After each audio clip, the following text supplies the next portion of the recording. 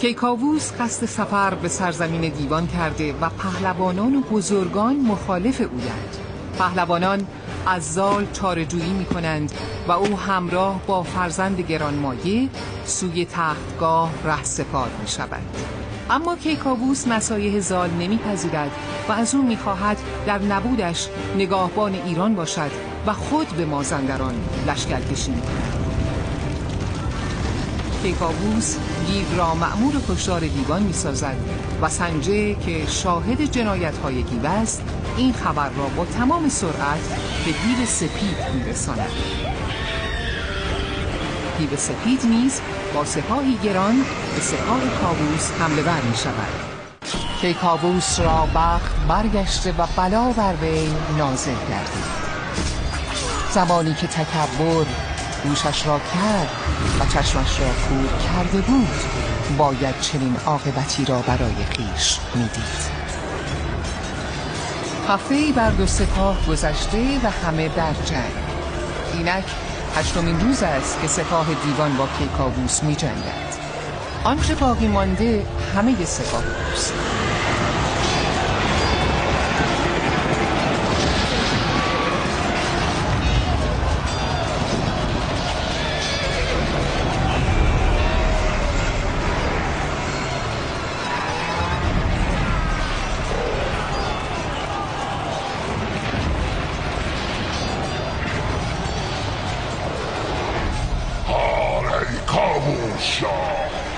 نتیجه خودسریت را میبینی؟ چه از نیاکان خیش فراتر رفته و آرزوی فتح مازندران کردی؟ اما فراموش نبودی که مازندران را محافظ و نگهبانیش بزدیز شد. سران را همه بندها ساختند. چو از بند و بستن بپرداختم خورش دادشان اندکی جان سپوز بدان تا گذارند روزی به روز.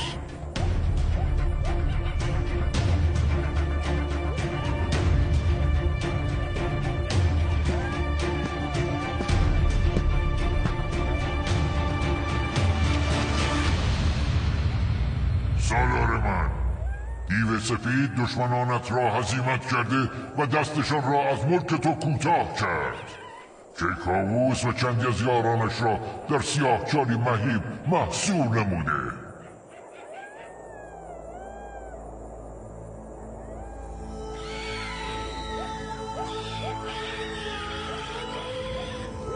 دیو سپید تصور می‌کرد تمام یاران کیکاووس را به بند کشیده، حالان که از مخفی شدن یکی از آنها بیخبر است.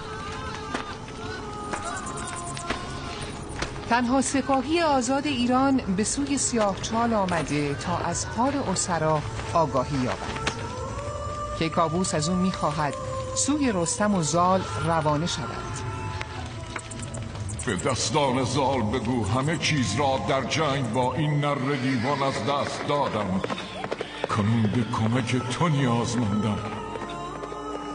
باید دید زال میتواند او را از این بند و زندان برهاند یا وی محکوم به مرگی تلخ است.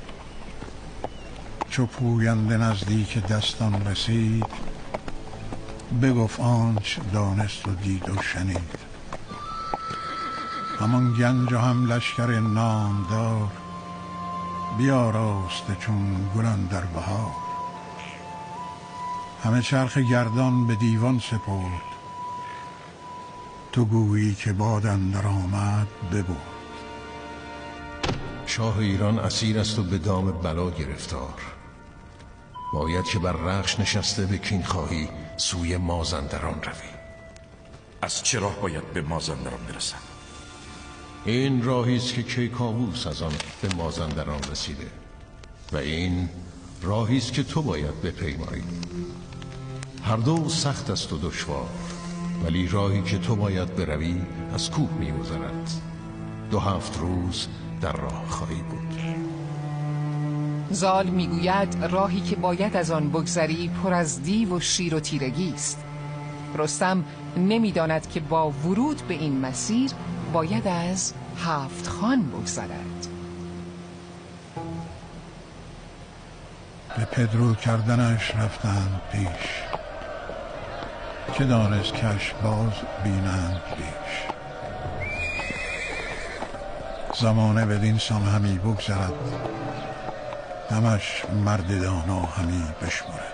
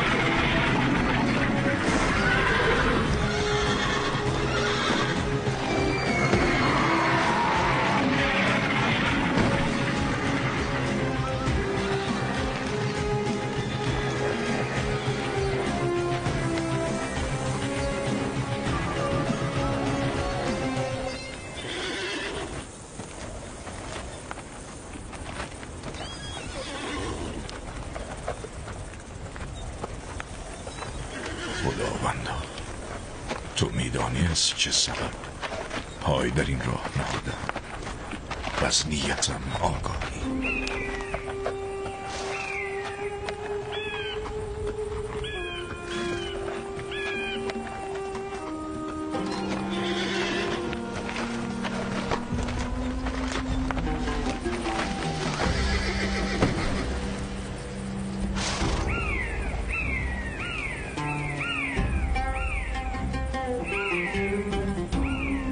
چند روزی است که نه گیاهی به چشم دیدم، نه طعم آب رو چشیدم.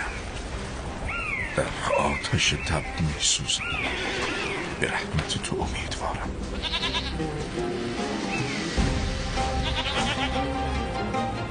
رستم می‌اندیشد که این میش در این صحرای بی آب و علف چه می‌کند؟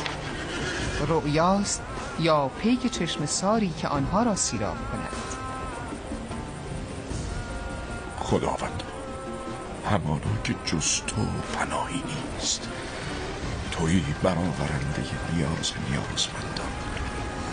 تو را سپاس و ستایش سزاوار است و شایسته.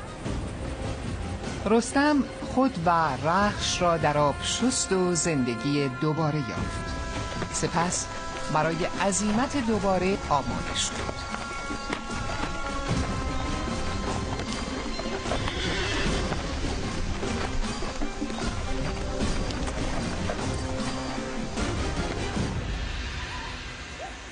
ز دشت اندر آمد یکی اژدها، کز او پیل گفتی نیابد رها. بدان جایگه بودش آرامگاه، نکردی ز بیمش بر او گیر راه. بیامد جهانجوی را خفته دید، بر او یکی اسب آشفته دید.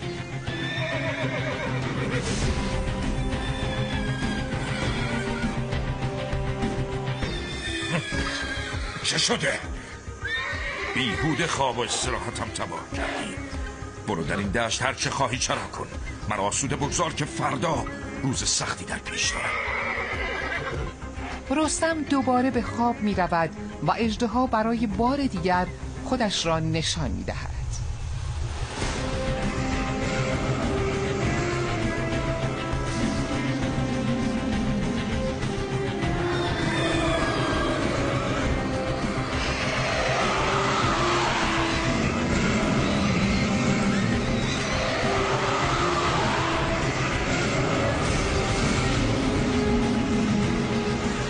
تیرگی رستم او را بدید، سبک تیغ تیز از میان برکشید. ببرید برسان ابر بهار، زمین کرد پر آتش از کارزار. بدان اژدها گفت برگوی نام که از این پس تو گیتی نبینی بکام. کیستی؟ نام و نشانت را بگو که زین پس جهان آنچه در آن است را نخواهی دید.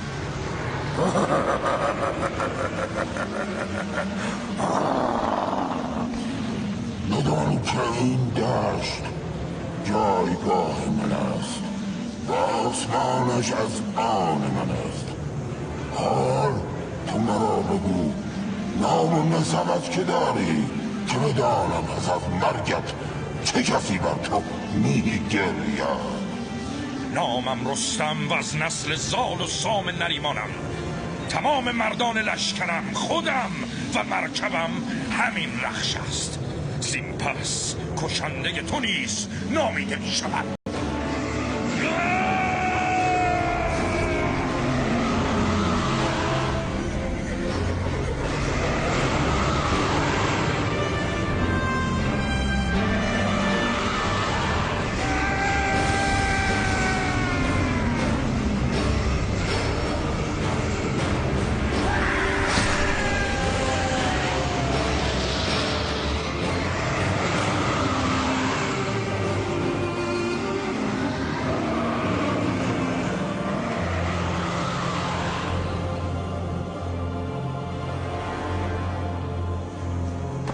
جنگ بین آنها پایان یافته و همان گونه که تهمتن وعده داده بود بر اژدها پیروز گشته و وی را نابود کرد.